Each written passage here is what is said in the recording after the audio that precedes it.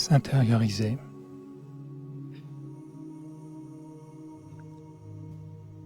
se regarder de l'intérieur,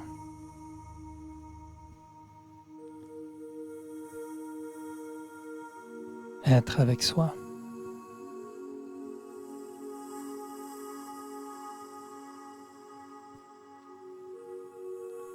Un peu comme une tortue lorsqu'elle se replie sur elle-même.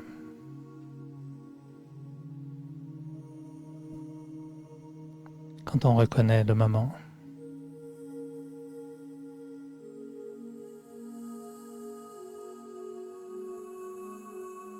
Qu'il n'est pas nécessaire d'être en contact avec l'extérieur, mais plutôt avec soi.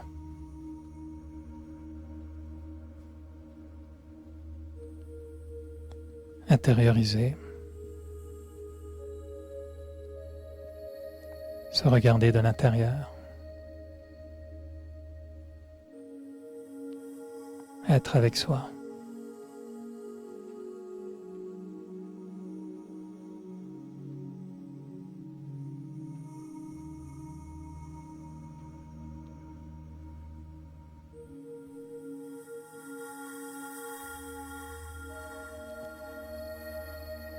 Notre œil intérieur est souvent attiré vers l'extérieur, les gens autour de nous, les situations de la vie.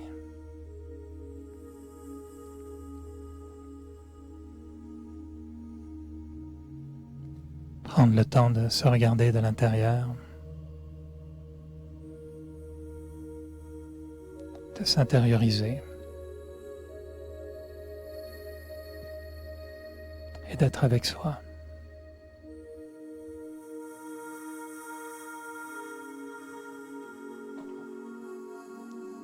De voir cette étincelle de lumière, l'âme,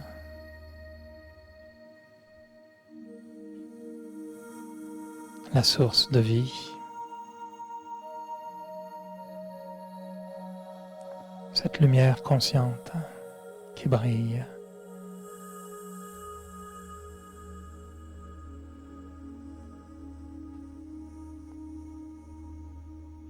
L'œil intérieur voit la lumière au centre du front.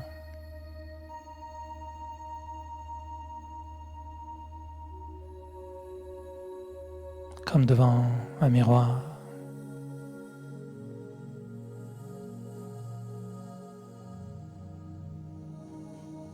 Voir cette étoile, cette source de lumière.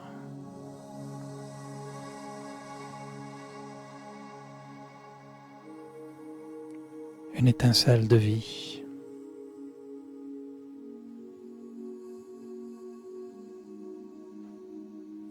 Une énergie éternelle.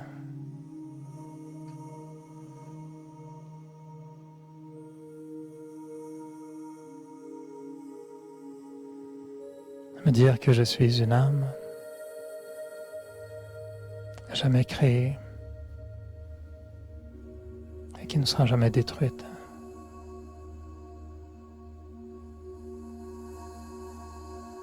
Que j'ai toujours existé.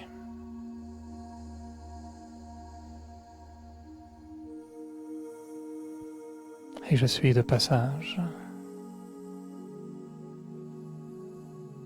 J'observe le monde.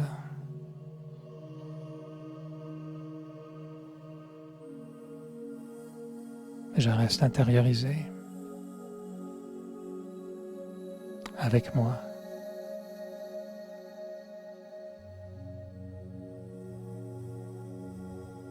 Et je me vois de l'intérieur.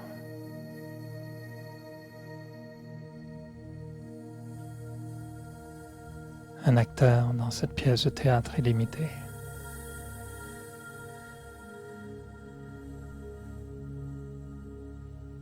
Une âme éternelle.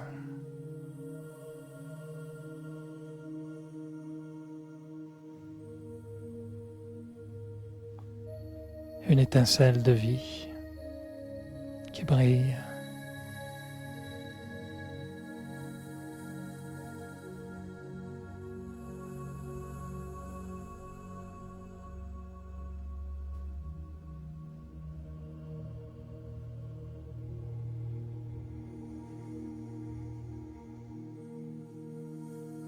Et je vois cette lumière pure, cette lumière bienveillante,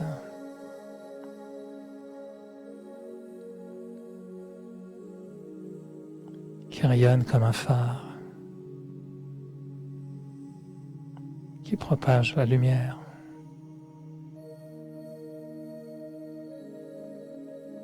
Qui émet des vibrations pures,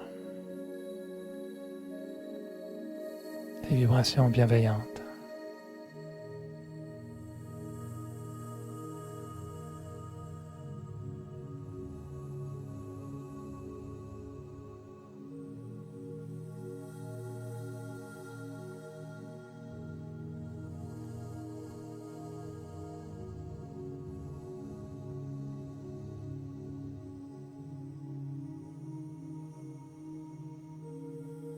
Intériorisé.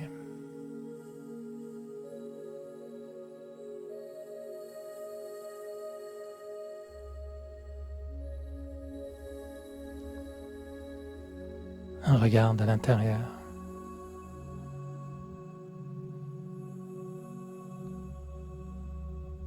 Et être avec soi.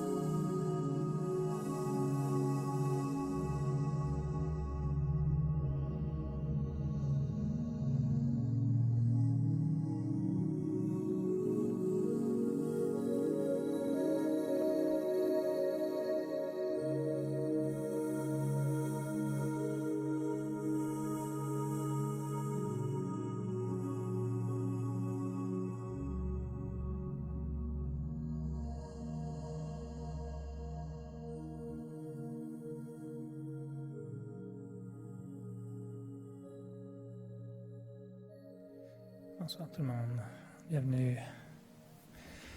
J'espère que vous allez bien, profitez du printemps. Ça fait du bien, hein? Profitez-en, ça dure qu'un jour apparemment, je pense que on repart à l'automne, puis après c'est l'été dans 2 semaines, donc c'est saison très rapide. On aime prendre le temps de s'arrêter. Je pense que le printemps a aussi cette capacité de nous permettre de s'émerveiller à nouveau devant la nature, non? Enfin, à Montréal, ça commence difficilement, le printemps. C'est d'abord la fonte des neiges et l'apparition de tout ce qui était caché dans la neige. Ça, c'est moins drôle. C'est un émerveillement urbain qui est, bon, passager. Mais si on a la chance d'aller un peu dans la nature, d'aller dans les parcs, on a cet émerveillement devant la puissance de cette nature du printemps qui fait venir des fleurs, de bonheur, plein de belles choses. Et on se demande souvent, est-ce qu'on vit un printemps intérieur nous-mêmes? Et si oui, à quelle fréquence est-ce qu'on vit le printemps intérieur? Tous les jours? Tous les 5 ans? Tous les 20 ans? On l'attend toujours? Quand est-ce que la puissance intérieure émerge? C'est C'était la raison pour laquelle on avait choisi ce nom pour le centre, l'émergence, un lieu dans lequel on peut faire émerger le printemps spirituel. Et dans la beauté du printemps, c'est qu'on voit un paysage un peu désolant, vide, presque mort, et tout à coup, la vie sort. Et aujourd'hui, on va aborder le thème de la conscience et la puissance de la conscience. Et c'est intéressant parce qu'on a pris le temps, je pense, les dernières semaines, on a parlé d'amour, l'amour qui déborde, ou le cœur qui déborde. Mais la notion de conscience est très, très différente de celle d'une émotion. L'amour est une émotion aussi, un sentiment. Mais la conscience, c'est comment est-ce qu'on définit la conscience? Alors, je ne suis pas un psy, ni un psychiatre, ni un philosophe professionnel. Je peux seulement partager des idées qui viennent de toutes les études du Raja Yoga depuis de nombreuses années, et même parmi tous ceux qui étudient le Raja Yoga depuis des années, je ne suis pas sûr qu'on définirait tous la conscience de la même façon. L'esprit, l'intellect, trait de personnalité, ce qu'on appelle les sanskaras, ça c'est très clair. La conscience, c'est plus subtil. Et d'abord, je vais essayer de définir au départ, c'est que la conscience est reliée de près à ce qu'on appelle l'intellect. Donc la conscience, c'est pas une émotion, c'est pas un sentiment, c'est pas un feeling, c'est pas une pensée, c'est pas une opinion. La conscience est une portion extrêmement fragile, extrêmement intangible de l'être, de l'âme. Et ceux qui connaissent le cours, on définit toujours l'âme comme étant une énergie vivante qui s'exprime à travers 3 organes, 3 ministres, des fois on l'appelle, ou 3 organes. L'esprit, l'intellect et ce qu'on appelle les sanskaras, les traits de personnalité. L'esprit a cette capacité de générer des pensées et des émotions. Et l'esprit fonctionne tout le temps. Il ne peut pas arrêter de penser. L'esprit crée des pensées sans arrêt. Toutes sortes de pensées, bonnes, mauvaises, qui créent des sentiments. Les sentiments créent des pensées. Donc c'est la machine à penser, à émettre des pensées, qui viennent comme ça. Des fois à cause de l'extérieur. On voit une fleur, on dit « ah, une fleur ». On voit un camion, on dit « ah, un camion ». Bon, c'est des pensées qui sortent tout le temps. L'intellect est un organe très différent dont la fonction est d'être musclé, d'articuler et de diriger les pensées et de les ranger, de les mémoriser, de prendre les pensées puis d'en faire une compréhension, d'en faire une décision, d'en faire une concentration, d'en faire un jugement. J'écoute, puis à un moment donné, moi je pense que je vais faire ça. Je prends une décision. Ou on écoute, puis on dit, je ne suis pas d'accord. Qu'est-ce qui fait qu'on arrive à décider qu'on est d'accord ou pas, qu'on va faire ceci? C'est ce qu'on appelle la force de l'intellect. L'intellect a une capacité beaucoup plus organisatrice, je veux dire. La pensée, dans tous les sens, si on la laisse aller, elle va aller n'importe où. L'intellect va essayer de jauger ça, de diriger ça, canaliser ça.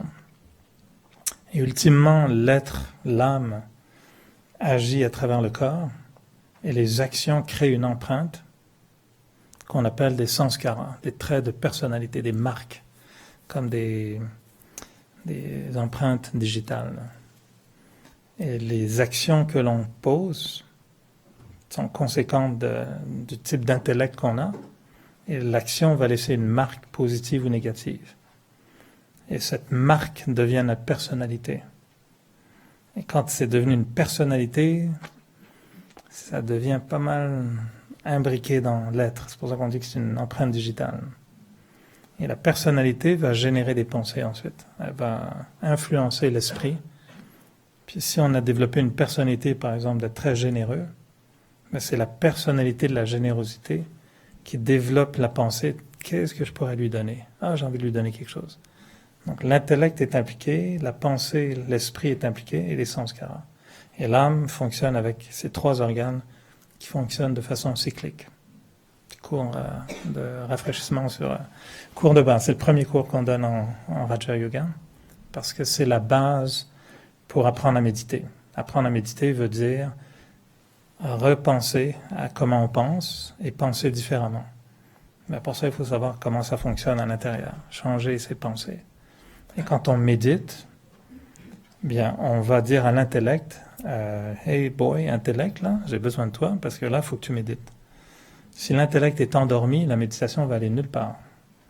Notre intellect va vous amener dehors, ailleurs, à la maison, avec votre chien. Oui, l'esprit qui pense. Mais si l'intellect se réveille puis dit à l'esprit, oh, arrête là, concentre-toi, c'est l'intellect qui prend le dessus. Et l'intellect est un muscle très très puissant. Et c'est de ça dont on va parler. Alors, l'intellect a différentes couches. L'intellect va avoir un mode très rationnel. 1 plus 1 fait 2. Un mode d'éléments, un mode d'information, purement organisationnel. J'organise mes idées, mes pensées, c'est ça, c'est ça. Après, l'intellect va avoir une qualité d'organisation, c'est-à-dire de digérer l'information, puis d'en faire une sagesse, ou non, d'en faire une intelligence, ou non, d'en faire un savoir-faire à la limite, parce que l'intellect va accumuler de l'information, puis être capable de dire à un moment donné, je pense que je suis capable de le faire. Oh, première fois que vous allez faire une omelette, ben oui, vous avez vu comment ça marche, puis je pense que je suis capable. Et là, l'intellect prend toute l'information, les images, le machin, la recette, et dit au corps, voilà, fais ça. Et oh, ça marche pas très bien, l'intellect dit, bizarre, ça n'a pas très bien marché. Il cherche, il refait, faire. Deuxième fois, troisième fois, il devient expert. Donc l'intellect a plein de couches comme ça. Des couches très primaires. Les animaux ont un intellect très primaire, qui s'arrête à des... L'esprit et les sanskars des animaux sont presque en contact l'un avec l'autre. L'intellect humain se développe beaucoup plus. Mais les animaux ont un intellect. J'entendais récemment un documentaire dans lequel il disait qu'un éléphant, avec ses défenses, il y a des éléphants qui ont compris que les hommes, quand ils apparaissent, ils veulent les défenses. Il y a des éléphants maintenant, on les a observés en Afrique, et quand des hommes apparaissent, ils cachent leurs défenses dans les buissons, pensant que si l'homme ne voit pas de défense, il ne va pas le tuer. C'est quand même incroyable. Donc ça, c'est pas juste un instinct. Ils ont appris. Le singe apprend, le dauphin apprend, ils apprennent. L'intellect apprend. Donc l'intellect, c'est vraiment une partie extrêmement importante de l'âme. Et dans le Raja Yoga, on travaille beaucoup sur l'intellect.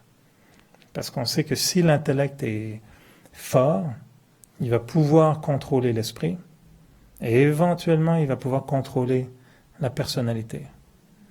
Et quand notre personnalité, qui est notre habitude, nos tendances, on appelle ça des attitudes comportementales, quand nos habitudes prennent le dessus, c'est plus fort que nous.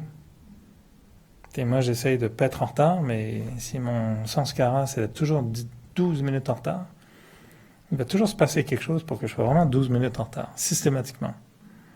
Donc là, il faut que l'intellect s'y prenne un petit peu à l'avance. Puis là, les histoires, là, je te vois venir. Tu es en train de te préparer un petit 12 minutes tranquille. Non, pas aujourd'hui. Et l'intellect va dire, tu peux pas être en retard, c'est un avion que tu prends, là, tu peux pas le rater. L'intellect va agir. Alors pourquoi j'amène ça? Parce que la conscience est un petit peu la partie la plus élevée de l'intellect, qui est reliée presque par un fil. Et c'est un petit peu comme, en fait, une fleur. Le parfum, on ne le voit pas, n'est-ce pas? Il est invisible. Mais il est là. C'est une émanation. Ça devient une espèce d'aura autour de la fleur qu'on appelle le parfum. L'âme, elle pense, elle ressent, elle réfléchit, elle fait toutes sortes de choses. Puis toute cette activité spirituelle, pas cérébrale, ni physique, une activité qui n'est même pas nécessairement, c'est pas juste le cerveau qui s'active, c'est l'âme dans le cerveau qui s'active. Et l'âme, en pensant, en réfléchissant, en faisant des liens, en ayant des sentiments, en jaugeant après, on va arriver là-dedans, la notion des valeurs. elle émet une espèce de vibration, une espèce de parfum qu'on va appeler la conscience. Cette conscience qu'on crée devient un peu comme une membrane. Et la façon dont je la voyais tout à l'heure, c'est un peu comme c'est une membrane que l'âme commence à développer.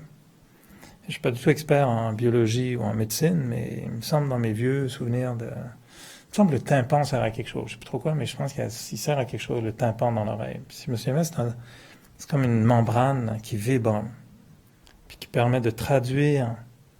C'est quand même fabuleux quand on y pense, le son. Hein, moi, j'émets des sons qui sont en fait articulés en français, mais c'est invisible, c'est comme le parfum de la fleur.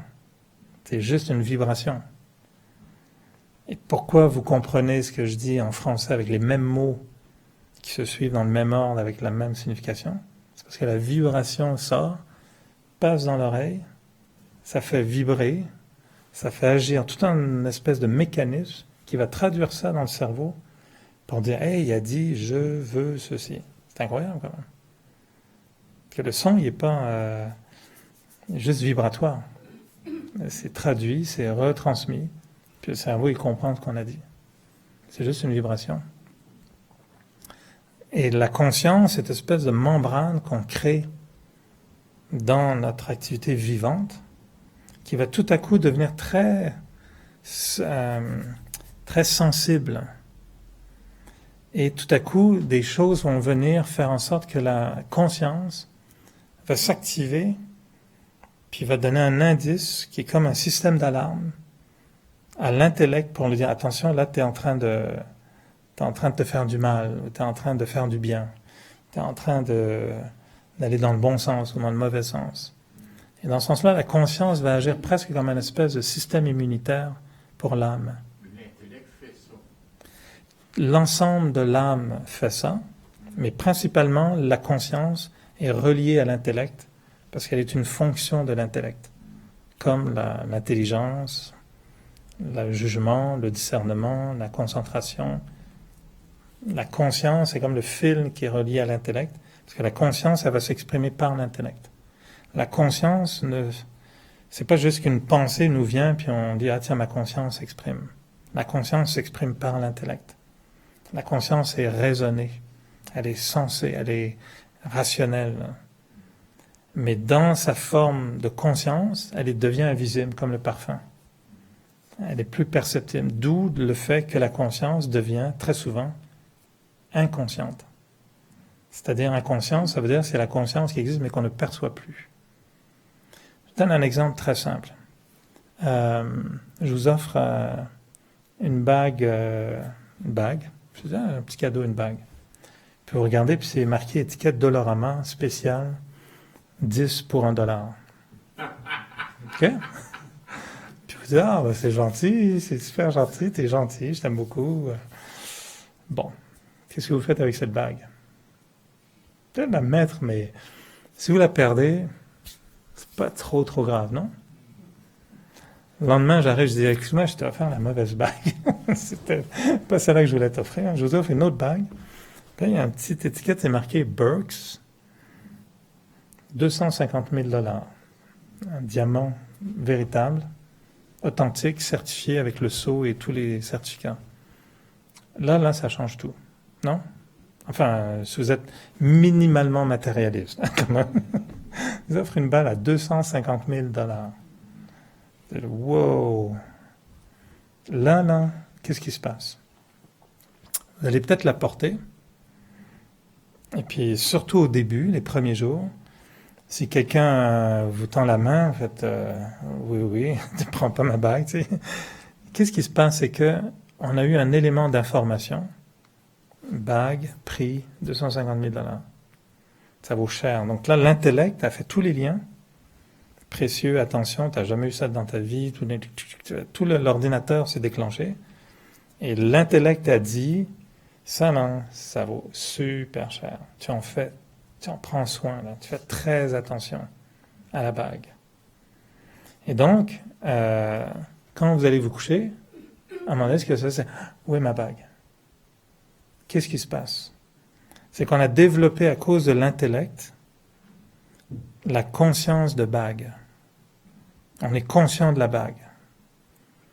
Puis si vraiment on est un peu plus matérialiste que la normale, ou même la normale, tout à coup, le fait d'avoir une bague à 250 000 $ fait que à peu près le 20e de mes pensées, pendant au moins quelques jours, devient seulement concentré sur ma bague. Je vais me présenter quelque part, puis je fais ça. T'as vu là? C'est presque inconscient, mais c'est conscient. Je la montre. Si j'ai pas de bague à 250 000 $ au doigt, je vais peut-être me mettre comme ça. Mais j'ai une belle bague, je vais peut-être me mettre plutôt comme ça. C'est presque pas trop conscient. On est toujours conscient de la bague. On n'en parle pas nécessairement. On n'est pas, la pensée n'est pas articulée. Monte ton doigt sur le bras du fauteuil, comme ça les autres vont voir la bague. Pas besoin de le dire. C'est inconscient. Mais c'est inconscient, c'est dans la conscience non articulée. C'est inconscient, mais c'est conscient. La conscience, elle est là. C'est ça la conscience. Ça, c'est une conscience matérialiste, limitée. Être conscient d'une bague. On parlait tout à l'heure, être conscient de l'âme, c'est très différent. C'est un petit peu autre chose. On est conscient, donc, de toutes sortes de choses. Si on a mal au ventre, puis que là, on regarde un documentaire sur le cancer de l'estomac, là, tu as un problème. C'est peut-être pas le bon documentaire qu'il fallait regarder. Et ton petit mal de ventre, tu ne fais que penser à ça. Tu vas prendre un rendez-vous chez le médecin, puis tu es conscient du ventre pendant très longtemps. Ça, c'est des consciences limitées. Je prends des exemples évidents, là, mais c'est ça la conscience. La conscience devient une membrane, devient un système immunitaire qui est toujours en train de donner un signal d'alerte à l'intellect basé sur qu'est-ce qui est dans la conscience. Alors, quelqu'un de très matérialiste va développer une conscience qui se nourrit de plein d'objets, de plein de signes de dollars, de plein de comptes en banque, de plein de possessions, G. C'est ça qu'on appelle le matérialisme, l'attachement à la matière. Plus que de l'attachement à la matière, c'est de l'identification à la matière. Je suis ce que j'ai. J'ai une grosse voiture, j'ai une grosse maison, je suis ça. Matérialisme. Je ne dis pas que c'est mauvais, je dis juste que c'est une équation que l'être fait. Et du coup, si on est matérialiste, et là on va rentrer dans des notions de valeur, ben la conscience devient matérialiste. C'est-à-dire que si je vois une très grosse maison, plus grosse que la mienne, ben là je deviens conscient que, tiens, il y a peut-être quelqu'un de plus important que moi dans cette maison. Parce que j'ai fait ces liens-là. Si je suis absolument pas matérialiste, je passe devant la même grosse maison, il ne se passe rien du tout. Peut-être même l'inverse. Quel gâchis. Quelle empreinte environnementale épouvantable. Quelle horreur architecturale. Tu sais. D'accord, si c'est un artiste qui passe devant la maison, il n'y a pas la même conscience. Si c'est un environnementaliste qui passe devant la maison, il n'y a pas la même conscience. Si c'est un agent d'immeuble, il voit ça complètement autrement. Il dit, tiens, je devrais aller voir si je peux me proposer comme agent immobilier. La conscience est créée par chacun, et chacun a une conscience très différente. La conscience est beaucoup reliée à nos valeurs. À quoi on a donné de l'importance. Et ce à quoi on donne de l'importance, bien, la conscience dit, ok, ça c'est important pour toi, ok, ben je mets ça là-dedans. Puis là, la membrane vibre. C'est un peu comme les alertes Google, ceux qui font ça. Si Google tu peux lui dire, moi, à chaque fois que dans la stratosphère Internet, il y a le mot chewing-gum qui apparaît, je veux que tu me dises. Ok, tu as mis chewing-gum, c'est important pour toi, chewing-gum. Tu es peut-être propriétaire d'une industrie de chewing-gum. Tu mets chewing-gum, c'est dans la conscience Google. Puis dès que quelqu'un met chewing-gum dans Google, Google te dit, hey, il y a un chewing-gum qui vient d'apparaître. La conscience fonctionne comme ça. C'est une membrane. Mais plus qu'une membrane et plus qu'un système immunitaire, la conscience a une fonction que je dirais presque mystique. Et là, si on devait rentrer dans un film un peu du genre Le Seigneur des Anneaux, là, je me souviens plus trop, mais j'ai le souvenir d'une femme presque de lumière qui apparaît devant un des personnages qui est dans le trouble, ça c'est sûr. Puis Puis elle lui apparaît comme... J'aime pas l'idée d'une fée. Je cherchais un mot, j'arrivais pas à trouver un mot. C'est comme un personnage inspirant, extrêmement subtil, qui apparaît comme ça, comme un songe, très délicat, puis qui a des pouvoirs, puis qui montre à cet individu la voie, de dire, regarde, tu peux faire ça. Et dans cet esprit, pour moi, la conscience devient un œil. Au départ, grossièrement, c'est une membrane. De façon plus subtile, la conscience devient ensuite un œil. Ça devient un peu mon radar. Qu'est-ce que je regarde sans arrêt? Qu'est-ce que mon inconscient regarde et qui nourrit ma conscience? Toujours en fonction de tes valeurs. Toujours en fonction de mes valeurs. Si je deviens très spirituel, si je m'intéresse à mon intérieur, à mon bien-être intérieur, ma conscience évolue. Je regarde autre chose, j'écoute différemment. Je pose des questions différemment. Je regarde autre chose. Si je suis conscient de l'environnement, je regarde tout différemment. Je regarde un papier, je vais peut-être le ramasser. Je me souviens quand j'étais jeune, j'ai déjà fait ça, moi, mettre une cigarette dans la bouche d'un crapaud. Tu vas me dire, t'es vraiment débile. Je dirais, bah oui, parce que j'avais, je sais pas, moi, 9 ans, 10 ans, je sais plus quel âge j'avais. J'ai pas été plus loin. À un moment donné, quand il y a vraiment changé de couleur, il était déjà vert en partant, ça partait mal, mais il me dirait, quand j'ai vu qu'il n'aimait pas ça, puis c'était une bêtise de faire ça. Pourquoi on fait une bêtise pareille? Parce qu'on n'a pas une conscience élevée quand tu as 7-8 ans. Tu as une autre conscience, c'est l'amusement. Ta conscience, elle cherche tout ce qui va t'amuser, tout ce qui va... différent. On prend conscience, on appelle des prises de conscience. En anglais, on appelle ça realization. Tu réalises quelque chose, et donc tu mets quelque chose qui devient réel, qui devient vrai. Tu prends conscience. Et cette conscience, elle est extrêmement fragile. Puis elle peut se faire abîmer, elle peut se faire tuer. On appelle ça aussi ça tue la conscience. Brûler une conscience, elle abîme beaucoup, beaucoup. La conscience qui mord, conscience bites, c'est ça, un remords, c'est une conscience qui mord. Mais avant d'aller là-dedans, donc la conscience, c'est une membrane nourrie par les valeurs, elle vibre tout le temps, donne des petits signaux, attention, oups. Mais plus élevée, la conscience devient un œil, un regard. Elle voit les choses. Et basée sur cette vision, elle va guider l'être. On est guidé par notre conscience. Qu'est-ce qui va nous faire le bien ou le mal, si on veut parler comme ça? Ça va être notre conscience. Qu'est-ce qui va faire qu'on ne va pas faire quelque chose de mal? C'est qu'on va se dire, j'aurais pas bonne conscience si je fais ça. La conscience protège. La conscience, elle est là pour ça. Puis si la conscience est abîmée, elle ne protège plus. Puis si la conscience est corrompue, c'est vraiment dangereux parce qu'elle soutient le mal. J'utilise des mots forts, mais c'est pour être plus clair au départ, blanc, plus contrasté. Donc la conscience, quand elle voit des choses, ça devient très intéressant.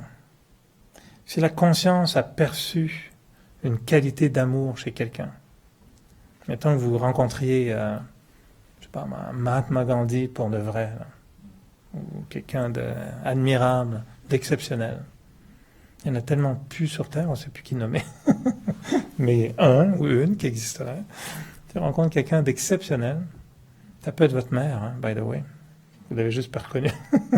Peut-être juste votre père ou votre frère ou votre sœur, des gens exceptionnels qui nous entourent aussi.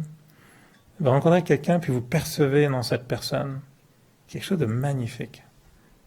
Qu'est-ce qui se passe? La conscience, l'intellect fait tout ça, c'est l'intellect qui a fait ce travail. Ça transpire vers la conscience, puis l'inconscience s'éveille et dit « ouais, ça. Ça, c'est très, très lié avec mes valeurs. » Quelqu'un qui aurait, par exemple, je sais pas moi, quelqu'un qui aime, moi j'aime, par exemple, quelqu'un qui a de la classe, tu sais, qui se comporte vraiment bien, qui a de la classe. Tu te dis « wow, elle a de la classe, cette personne. » Qu'est-ce que ça fait? S'attacher à des valeurs de noblesse, de respect, peut être matérialiste aussi, mais ça peut être aussi plus spirituel. Quelqu'un qui a des bonnes manières, qui a vraiment de la classe. Tu dis, quel gentleman, tu sais, quelle personne agréable. Ben, la conscience, tout à coup, si elle a vu ça, tout le temps qu'on va nourrir la conscience ou l'intellect au départ, puis la conscience avec ce genre d'image, ben, elle va être allumée à cet effet-là. Et elle risque même de nous suggérer en retour, tiens-toi un peu mieux, là, t'as vu, lui, il y a de la classe, toi, agis en conséquence. Et la conscience va nous guider dans notre transformation parce qu'elle a vu quelque chose. Et tant que ce regard, tant que cet œil est allumé, ben ça nous guide dans le bon sens. Quand on est éclairé, quand on a ce qu'on appelle le troisième œil, qui voit la beauté, ben cet œil-là nous guide à faire des choses qui sont belles, à dire des choses qui sont belles, à agir de façon qui correspond à cette beauté. Et le moment où l'œil arrête de voir ça, quand la conscience s'éteint, ben là on est sous l'emprise d'autres forces que la conscience. Nos vieilles habitudes, celles des autres, les situations extérieures, ce que quelqu'un nous dit. Et c'est là où on se rend compte que cette membrane ou cet œil appartiennent dans le domaine du très fragile. Cette espèce, c'est très flou dans ma tête, le Seigneur des Anneaux, mais je pense qu'il y a ce personnage qui flotte un petit peu, qui est magnifique, qui inspire, on a une pureté incroyable. Mais malheureusement, le mal peut venir et percer le cœur de ce pauvre personnage magique. Et tout à coup, ce personnage magique tombe en cendres et puis pauvre petit porteur d'anneaux, il a plus accès à ce pouvoir, quoi. Pour moi, la conscience est un peu comme ça. Elle peut vite se faire éteindre. La trahison, le mensonge, l'injustice, la fausseté, à tous ces sens. Très sournois comme concept. La conscience est très fragile à ce genre de choses. La conscience, c'est pas amour, paix, bonheur. Dans ce domaine-là, ça, c'est des émotions, des valeurs de base. La conscience, elle répond à une autre classification de comportement. La loyauté, la fidélité. C'est toutes des dimensions qui vont faire du bien ou du mal à la conscience. Mais quand tu fais trahison, tu acquiers une certaine conscience aussi. Quand tu quoi? Quand tu subis la trahison, ou le mensonge, ou quelque chose de mal, ça te donne une certaine conscience. C'est-à-dire, tu en es conscient, mais le risque, c'est que la souffrance associée à la trahison génère le doute, la méfiance. Et là, il y a un problème après de conscience. Parce que ça peut développer un comportement négatif. Quelqu'un me trahit, je ne fais plus confiance à personne. J'ai perdu. Une trahison, j'arrête de faire confiance aux autres. L'autre aspect, c'est je suis trahi, je fais attention parce que je sais que ma conscience vient de se faire blesser, là. Et après, je vais devoir renégocier à nourrir ma conscience pour que malgré la trahison, sans être débile puis sans être paillasson, qu'elle garde sa sagesse, mais qu'elle maintienne l'honneur de ses valeurs premières qui sont « faut faire confiance ». Mais je comprends tout ce qu'il y a dans la trahison. C'est sûr. Mais si ça fait de nous des êtres aigris, agressifs, peu confiants, peu dignes de confiance, c'est quoi le bienfait de tout ça? Moi, je peux comprendre qu'un building peut s'effondrer, puis je peux être dessous, puis je vais mourir. Mais je ne vais pas être toujours en train d'éviter les murs par peur que tout s'écroule. À un moment donné, vous travaillez, je prends un exemple extrême. C'est vrai que la trahison nous fait prendre conscience. Mais là où ça fonctionne mal, c'est quand quelqu'un dit « Oh, j'ai été trahi, j'en prends conscience, ben, je vais me venger. » Là, on est dans le mauvais cycle de la conscience. La conscience a perdu son pouvoir. Et on n'est plus guidé par la conscience, on est guidé par la vengeance, par la colère, par la méchanceté. La conscience, elle vient de se faire abîmer. Et c'est pour ça que je dis que c'est très dangereux, la trahison, le mensonge, l'injustice, peuvent briser la conscience. Quand tu es victime d'une injustice, qu'est-ce qui se passe? Il y a de l'indignation. Non? Tu as une injustice, tu es indigné. OK? Mais comment est-ce que je vais me retrouver ensuite empowered? Comment est-ce que je vais retrouver du pouvoir face à l'injustice? Si je fais juste m'indigner, puis que ça m'affaiblit, puis que ça me rend impuissant, j'ai pas gagné au change. Donc, il faut faire attention que la conscience, elle, c'est quoi? C'est la gardienne de mes valeurs. Et mes valeurs, si on les développe, elles vont avoir la dignité de soi, la capacité d'aider, la capacité de maintenir une force active auprès des autres. Et la conscience doit m'aider à développer ça. Mais nous, ce qu'on a souvent, c'est des situations dans lesquelles nos consciences sont affaiblies. Pourquoi? Parce qu'on n'a pas un exercice pour développer la conscience. Qui va dans un centre de conscience? Et maintenant, la mode, c'est pleine conscience. C'est une méditation qui vise à exercer la conscience, mais de façon très pointue. Mais combien de temps on passe à faire du bien à notre conscience? Si vous avez mal aux pieds, qu'est-ce que vous faites? Vous enlevez vos chaussures, faites un petit massage, un bain chaud. Vous allez faire quelque chose, non, pour aider les pieds? Des cris? C'était quand t'as mal aux pieds? Non, quand j'ai mal à la conscience. Quand t'as mal à la conscience, oui. Moi, je suis rendu dans les pieds déjà. Ce que je veux dire, c'est quand t'as mal, t'es déjà rendu après moi. Ouais. Si t'as mal quelque part, tu fais quelque chose pour ça. Qu'est-ce qu'on fait pour nourrir la conscience? Qui prend soin de sa conscience? Le matin, on prend des vitamines, des aspirines, des pilules. On veut être en santé, on veut être bien. L'hiver, on prend quoi? Des jus de citron, des vitamines C. On sait qu'on est vulnérable. Non? L'hiver, tu sais que ton système immunitaire, faut pas qu'il s'affaiblisse. Tu dors, tu fais attention. Qui fait attention à sa conscience? Qui préserve sa conscience comme une espèce d'être magique, très fragile, qui risque de se faire abîmer ou détruire à tout moment?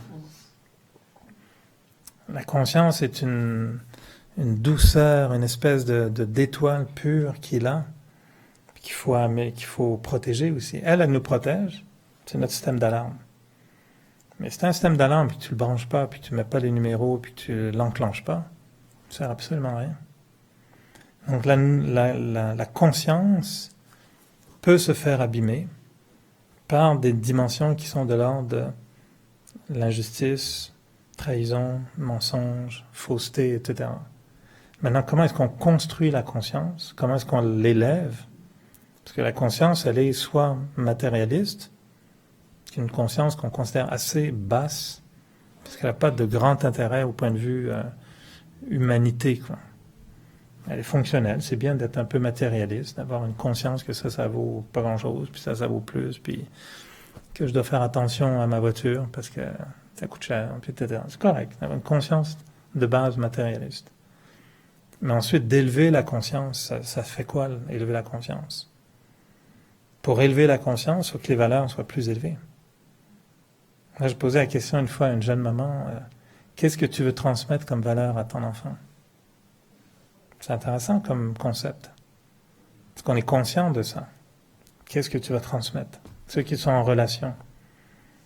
Qu'est-ce que je vais nourrir dans ma relation? Quels sont mes principes dans une relation auquel je vais me maintenir? Fidélité, respect de l'autre, amour de l'autre, loyauté, générosité, patience. Regarde, ça, c'est la belle théorie qui nourrit toutes ces qualités, ces valeurs pour être certain que la relation fonctionne bien. On l'oublie. On prend 3 fois le temps de manger dans la journée, puis on ne prend pas le temps tous les jours de se dire « Ok, là, il faut que je fasse attention à ma conscience. » Qui va dans un centre de conscience faire un petit massage de conscience? Ben, vous tous, vous êtes ici. C'est ça qu'on fait. Bravo, vous faites attention à votre conscience. C'est pour ça qu'on vient ici. C'est ça le but.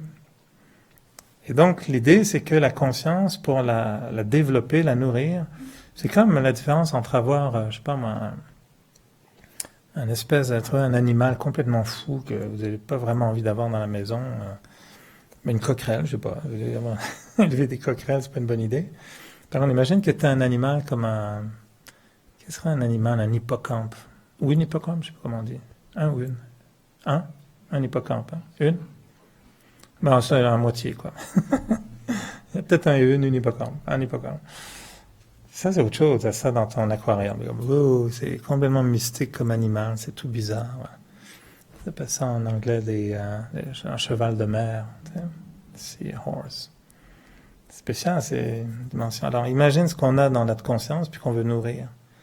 C'est une espèce de fleur magique qui est là, en nous. Puis si on lui donne pas, si on lui prête pas attention, elle va juste faner. Alors que si on la regarde puis qu'on lui dit des belles choses, elle dit elle va prendre du pouvoir. Alors pour nous, la conscience, on la développe sur différentes choses. Qu'est-ce qu'on dit à la conscience? C'est un œil. Donc nous, on va développer plusieurs consciences. La première, c'est celle qu'on appelle la conscience d'âme. Voir l'âme, regarde l'âme, sois conscient de l'âme. On est tous conscients du corps, c'est-à-dire qu'on fait attention à notre corps. Quand tu traverses la rue, c'est très bien d'être conscient du corps. Très mauvaise idée de traverser la rue en disant « moi j'ai pas de corps, j'ai juste une âme ». Puis l'autobus passe, puis tiens, tu vois avec ton corps. Là, tu n'auras vraiment plus de corps et tu seras juste une âme. Mais c'est pas une bonne idée de faire ça. C'est très bien d'être conscient du corps quand on traverse la rue. C'est bien d'être un peu conscient du corps quand on fait des choses. Le corps, il faut être conscient de son corps. Il y en a qui ne sont pas conscients de leur corps. Ils font ça, puis ils font tout tomber, ils rentrent dans les murs.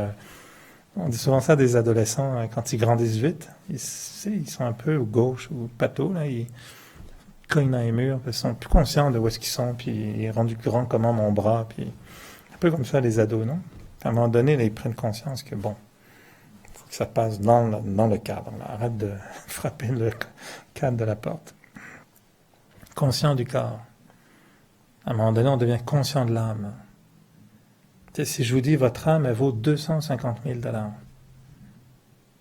Faites attention, là. Elle est où mon âme? Elle fait quoi? C'est quoi l'âme? Qu'est-ce que... Conscient de l'âme. Si on s'achète des nouvelles lunettes, mais je viens de casser ma lunette là, de soleil, je suis devenu conscient de ma lunette. Pendant toute l'après-midi, je pensais qu'à ça. Lunette, petite vis, petit bras. Bon, elle vaut même 0. J'en l'ai reçu en cadeau d'un congrès. Je donnais ça à tout le monde. Je pense que ça doit valoir 1,50 $. Et ça fait 5 ans que je les ai. Puis là, cassé. Conscient de la lunette. Conscient de l'âme.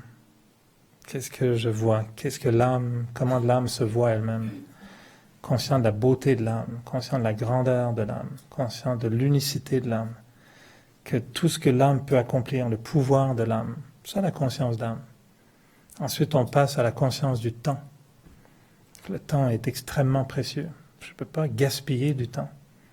Ma vie est un voyage dans un temps limité, conscient du temps. La pleine conscience nous dit être conscient juste du moment présent, et du temps présent. Nous on dit oui, mais en fait, notre conscience du temps va s'extrapoler au passé, présent, futur. Être conscient que j'ai un immense passé en moi, qui est devenu mon présent, puis mon présent va devenir mon futur. Conscience du temps. Très différente.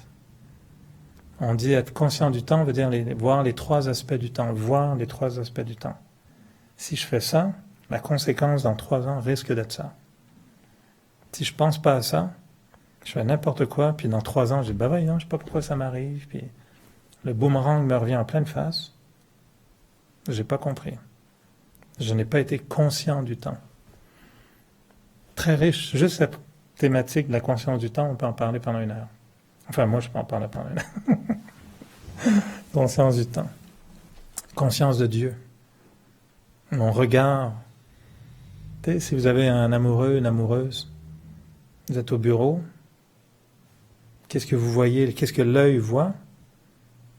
Ma copine, mon copain. Non? On visualise même à 5 heures, la copine va dans la voiture, puis elle va m'attendre, puis je dis, yeah! Là. On n'arrête pas de visualiser le futur. On a hâte. C'est quoi notre visualisation du suprême? Est-ce qu'on est en relation? Est-ce qu'on a un lien? Est-ce qu'on le voit? Est-ce qu'on est conscient de Dieu? Pour ceux qui croient ou qui ont une démarche à ce niveau-là. La plupart des gens ont quand même une croyance en quelque chose. Si c'est la nature, la beauté de la nature, quelle est ma conscience de la nature? Donc toutes ces consciences peuvent être nourries. Et c'est ça qu'on va développer. La conscience, après, ultimement, qu'on appelle la conscience pour nous des trois mondes. Conscient qu'on existe sur cette terre physique, mais c'est juste une partie de notre existence. Les hindous, les bouddhistes développent beaucoup la conscience qu'on appelle du nirvana. Vous avez sûrement entendu ça, hein? C'est pas le groupe musical, c'est juste la musique, le nirvana, là, mais c'est une réalité. Puis c'est pas quand tu as fumé quelque chose. Ça s'appelle pas le nirvana. Ça s'appelle je suis stone, le monde est stone, et Fabienne Thibault nous a tout expliqué comment ça marche. Mais le nirvana, c'est le rappel que je viens d'un autre monde. La chrétienté nous a dit, on va retourner au ciel ou des choses comme ça. Maintenant, on a tout oublié ça, on a tout effacé, on dit des histoires de fous, tout ça, allez, on oublie tout ça, puis on devient juste conscient de mon monde physique. L'âme vient d'un autre monde, elle n'est pas physique. Combien on a conscience d'être... on parle des anges, on parle de tant de choses, c'est d'autres mondes, d'autres plans d'existence. Alors on a des fois des petits aperçus, tu regardes un truc sur le monde astral, sur les voyages, régression, sur toutes sortes de trucs, oh, c'est bizarre. On ne va pas trop là-dedans. Il y en a qui vont là-dedans, c'est une conscience. La conscience est extrêmement puissante, si elle est développée. Et pour nous, ce qu'on veut, c'est élever la conscience. Ne pas garder une conscience aura des pâquerettes, parce que sinon tu as juste des pâquerettes. C'est beau les pâquerettes, mais tout le monde a une tête de pâquerette à un moment donné. Je trouve que ça fait pas mal de pâquerettes, quoi. Il faut élever la conscience. Et élever la conscience, veut dire il faut pratiquer, il faut nourrir cette conscience, lui donner une vue, lui permettre de voir quelque chose. L'âme, si je vous dis pensez à l'âme, vous allez dire je sais pas trop comment faire. Si je vous dis pensez à un cornet de crème glacée, pas de problème. Tout le monde peut penser à un cornet de crème glacée. Mais si on dit pensez à l'âme, c'est flou. C'est pour ça que nous, dans la Raja Yoga, on définit l'âme de façon très, très, très détaillée. C'est un point de lumière, c'est pour ça qu'on a cette peinture derrière. C'est un point de lumière, c'est une énergie, c'est un être vivant, ça brille. Puis c'est juste là au centre du front. Là, on dit pense à l'âme. Okay. Toutes les religions l'ont montré, mais on l'a tous oublié. Les hindous ont mis un point, les bouddhistes ont mis un point ici, les chrétiens ont mis une auréole, parce qu'elle brille, puis ça a disparu. La conscience ne voit plus l'âme. Très peu. La conscience ne voit que le corps. Je suis homme, je suis femme, je suis canadien. Le je est devenu physique. Qui répond quand on vous demande votre âge? Combien d'entre nous répondons avec conviction, je suis éternel? Pas toi? Dis-moi pas que t'es mortel, c'est épouvantable, mon Dieu, mon Dieu, mon Dieu, mon Dieu. Pauvre toi, t'es pauvre mortel. Non. Pourquoi on ne répondrait pas qu'on est éternel? Ah, tu veux savoir l'année de fabrication du corps? Ah, oui, c'est un 62, c'est un vieux modèle, mais ça marche encore, ça marche très bien. Le corps est un 62, 58, 75, peu importe. Pas moi, je sais pas. On n'a pas cette conviction. Et si jamais je dis à quelqu'un, moi je suis éternel, on va dire, il est flyé, lui. Oui, il est vraiment pas normal. C'est juste une question de conscience. Quand on dit dans nos méditations, des fois, je suis amour, les gens qui élèvent leur conscience se mettent à parler très bizarrement d'ailleurs. Ils disent des drôles de choses. Et ils vont dire, je suis la paix, Om Shanti. Nous, c'est ce qu'on dit tout le temps. Om Shanti, ça veut dire Om, l'âme, moi, l'âme, je suis la paix, Om Shanti. Très différent que dire, bonjour, je suis de Montréal, toi, t'es de où? Pas du tout la même introduction. Et pourtant, laquelle élève la conscience. Quand on dit que Jésus parlait aux autres, il disait, je vous le dis, mes frères, sa conscience était qu'on était tous une famille. Il nous parlait comme ça. Daesh, quand ils nous parlent, c'est pas tout à fait comme ça. Quand des groupes terroristes nous parlent, ils n'ont pas du tout la même vision. C'est le monde entre les différentes façons de voir. Quelle est ma conscience sur l'humanité? Comment je parle, moi, aux autres? Est-ce que j'ai la conscience que tous les êtres sont de ma famille? Ou est-ce que je suis devenu raciste, compartimenté? Est-ce que je vois un comme un noir, l'autre comme un chinois, l'autre comme un ceci, comme un grand, comme un gros, comme une petite? Est-ce que j'ai ça comme conscience? Ça s'appelle être conscient de la taille, être conscient de la couleur, être conscient de la race. Puis ça a des noms, habituellement.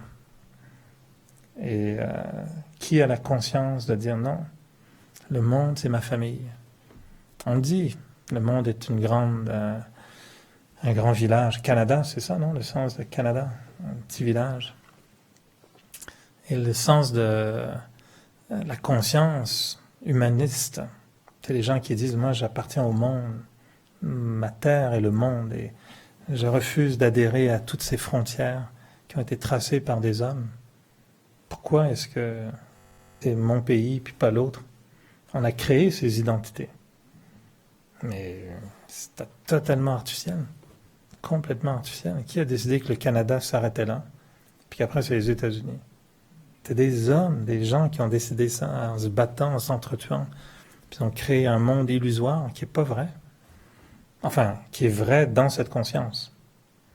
Mais si ma conscience est d'être un extraterrestre venu sur Terre dans un corps humain, puis waouh, c'est génial cette planète, écoute, voulez-vous la recommander à vos amis? Oui. Tu sais, quand il y a un sondage, quand tu pars, apparemment il y a un sondage, puis aimeriez-vous prendre quelques minutes pour remplir le sondage? Comment avez-vous trouvé la planète? Avez-vous été bien accueillis? Trouvez-vous que l'espèce humaine est assez sympathique? Avez-vous été bien servi? Peut-être qu'il y a un sondage quand on part, puis qu'il faut remplir. C'est quoi la conscience qu'on a? Avant, moi, j'étais pas conscient de l'environnement. Honnêtement, j'ai fait ça. Moi, jetais des mégots de cigarettes par la fenêtre en voiture. Je me souviens très bien, la première fois, j'étais dans l'Ouest canadien, puis qu'on nous a appris que maintenant, il fallait recycler. Moi, j'étais spirituel. Là. J'étais dans les Brahma Kumaris, j'avais 10 ans de méditation. Moi, je dis, jamais d'aller, je vais pas recycler. Ça, c'est compliqué, puis ça sert à rien. Ils sont tout jetés, puis ça revient au même de toute façon. J'ai vraiment pensé comme ça. C'est des copains yogis qui m'ont dit, Rick, t'es vraiment nul. Il faut recycler ces trucs-là. Puis j'aimais pas ça au début. C'est compliqué, des boîtes, ça sent. J'avais toutes sortes d'arguments pour pas... Tu sais, je parle il y a 30 ans, là. Puis aujourd'hui, je suis un maniaque de recyclage. Quand on avait un petit bout, je dis, bon, ça va de là. Ça, c'est rentré dans la conscience. Avant, un animal, tu sais, j'avais pas de conscience par rapport au bien des animaux, nécessairement. Après, j'ai voulu être vétérinaire. Voilà, tu changes ta conscience. Donc, la conscience évolue. Elle est vivante, la conscience. Qui va la faire vivre? Qui va la faire évoluer? C'est pas moi, il n'y a personne qui va faire évoluer nos consciences. Temporairement, tu regardes un film, oh, yeah, super, je suis conscient. Puis après, ça sonne, puis ça, c'est la pizza qui est livrée. Ben là, tu retournes dans une conscience de pizza. Puis tout le beau film que tu as vu est passé dans le pepperoni, puis on devient conscient du fromage et du pepperoni. Puis la belle leçon de sagesse que tu as entendue, elle vient de se faire bumper par le pepperoni. J'exagère, mais c'est comme ça aussi. Tu fais une belle chose, on médite ici, vous allez au travail demain, quelqu'un vous dit une bêtise, on oublie tout. La conscience se nourrit, puis elle est fragile. Et donc, l'exercice qu'on propose, c'est d'élever la conscience. Penser à l'âme suprême, penser au temps, penser à l'univers, à ma place dans l'univers, penser à des choses de plus en plus élevées, puis de sentir après, quand on sort, comment le regard change. Et si je vous disais maintenant on prenait 10 minutes à faire une méditation, puis ce qu'on d'ailleurs fera peut-être, sur une bienveillance pour tout le monde. Moi, j'ai eu ça comme mantra pendant quelques mois, à un moment donné. Et je me disais tous les matins, mon seul mantra aujourd'hui, c'est bienveillance. Puis j'allais au travail, bienveillance, bienveillance. Quelqu'un me disait des trucs, bienveillance. Essayez ça, juste bienveillance. Marcher dans la rue, bienveillance. Être dans le métro, tasser, bienveillance. Quelqu'un vous marche sur les pieds, bienveillance. Essayez ça, juste un mot, bienveillance. J'ai vraiment essayé ça pendant longtemps, puis la conscience, ça élève la conscience. On est plus conscient, on prête attention, on fait attention aux autres, on est plus attentif, on va prendre le temps d'aider, d'écouter, parce qu'on a nourri la conscience avec une valeur, bienveillance. Donc si on ne nourrit pas la conscience, sa nature va juste de baisser parce qu'on est bombardé de choses négatives. Donc il faut élever la conscience. Puis la nourrir, puis la respecter. Puis de reconnaître que la conscience est ce qui est le plus précieux pour moi. Parce que c'est mon système immunitaire, puis c'est mon regard, c'est mon œil. Et si je développe ma conscience puis que je l'élève, c'est elle qui va me guider. Puis quand je vais être dans le trouble, je vais voir une petite lumière qui va me dire voilà. On peut comparer ça au système immunitaire. Ouais, c'est ce que je dis, c'est comme notre système immunitaire. Une membrane qui est le système immunitaire. C'est le fun quand on a une conscience qui nous guide. Moi, c'est ça qu'on dit, essayez d'écouter la voix de votre conscience. Non? Des fois, on dit, bon, le petit enfant en toi, c'est quoi? C'est une petite voix, hein, la petite... quand la conscience parle quand elle a 5 ans. Mais elle peut grandir aussi, il y a une belle voix qui peut parler en nous. Alors, ça paraît clair ou... On médite sur notre système immunitaire. Je vais poser juste quelques pensées, puis je vais laisser 2-3 minutes de réflexion personnelle ensuite. Mais essayez de le personnaliser en vous parlant et en vous demandant « Hey, conscience, imaginez que vous avez découvert une nouvelle fleur dans votre tête. Vous dites hey, je vais prendre soin de toi maintenant, je vais m'occuper de toi. » Et là, vous aurez une bonne conscience.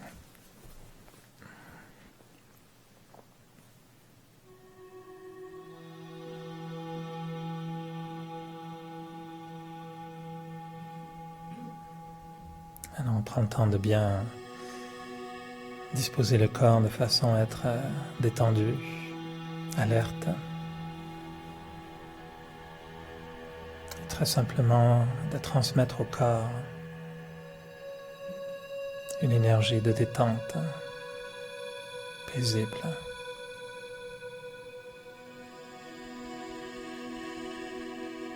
J'imagine qu'à partir du centre du front, il y a une lumière qui se propage partout dans le corps, dans les bras, les jambes.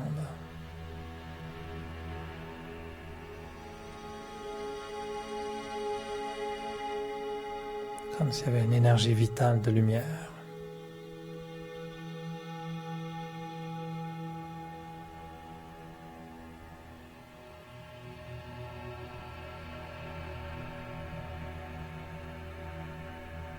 Je visualise au centre du front l'être de lumière, l'âme.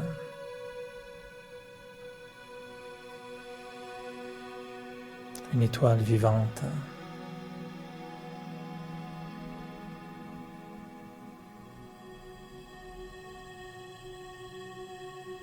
Et je commence à diriger mes pensées.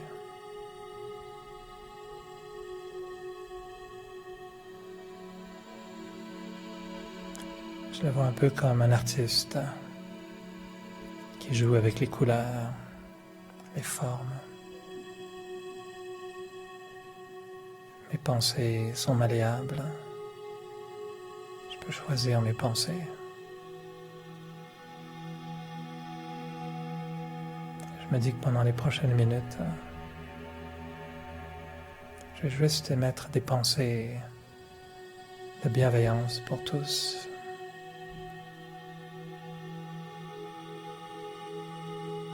Je fais apparaître sur l'écran de mon esprit le visage des gens qui me sont très chers. Des gens à qui j'ai envie de dire très naturellement combien je les aime, combien ils sont précieux dans ma vie.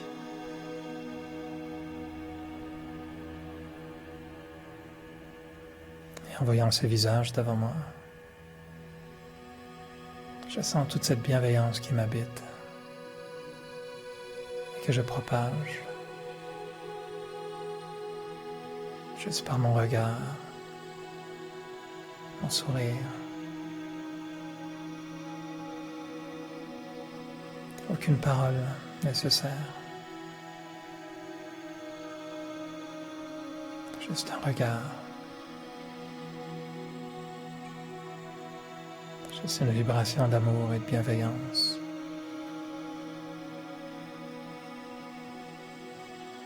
Je sens ce courant, cette force qui vient de ma conscience.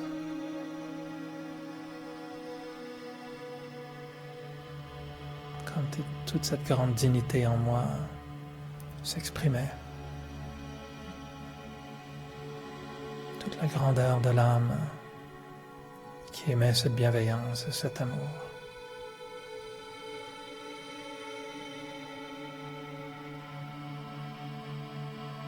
Et je vois comme si plein d'autres visages apparaissaient. Des gens que je connais à gauche, à droite. La famille, du travail. Et peu importe qui ils sont, je continue simplement à émettre le même courant de bienveillance, le même amour.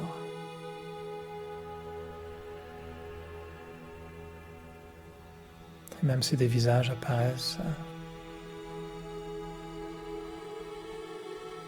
ceux de personnes avec qui j'ai de moins bonnes relations, j'intensifie même le courant de bienveillance et d'amour.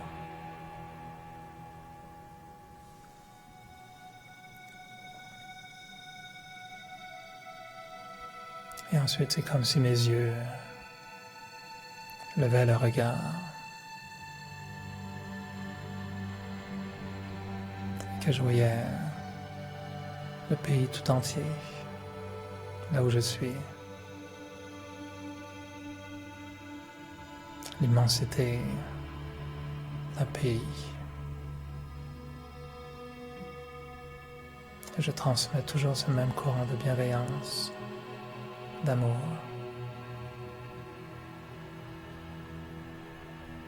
Comme une onde, une vibration, une immense lumière.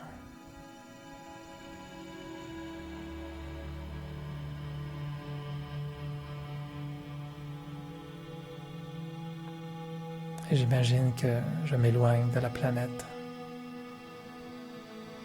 Et je vois cette magnifique planète bleue.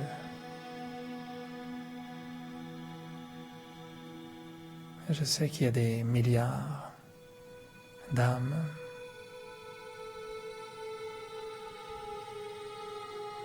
Et je brille comme une étoile. Une étoile de bienveillance.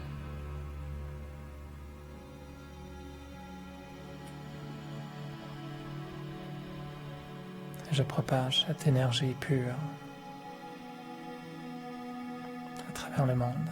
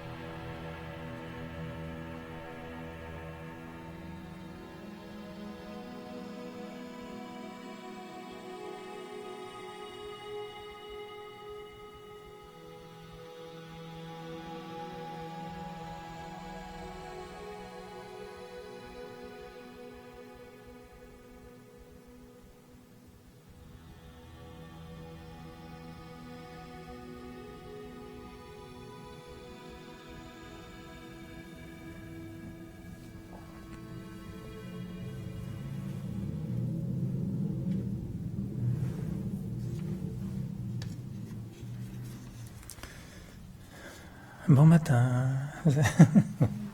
Hello. J'ai l'impression de voir des ballons qui reviennent tranquillement. Ils étaient partis dans l'univers, servir le monde. Alors, bon réatterrissage. Juste pour vous avertir, si jamais il y en a qui veulent prendre le cours de méditation, à compter de demain, on a un nouveau cours en français sur 4 semaines. Et un atelier aussi le 4 mai sur le contentement. Être un joyau de contentement de 13h30 à 16h30, donc un samedi 4 mai. Et sur ce, une belle soirée, puis prenez soin de votre être magique, je ne sais pas comment, peut-être vous pourrez mieux le décrire la semaine prochaine. Et dire, qui avez-vous trouvé dans votre film Le Seigneur des Anneaux avec ce personnage magique qui détient la petite lumière pure. Alors, bonne semaine, Om Shanti.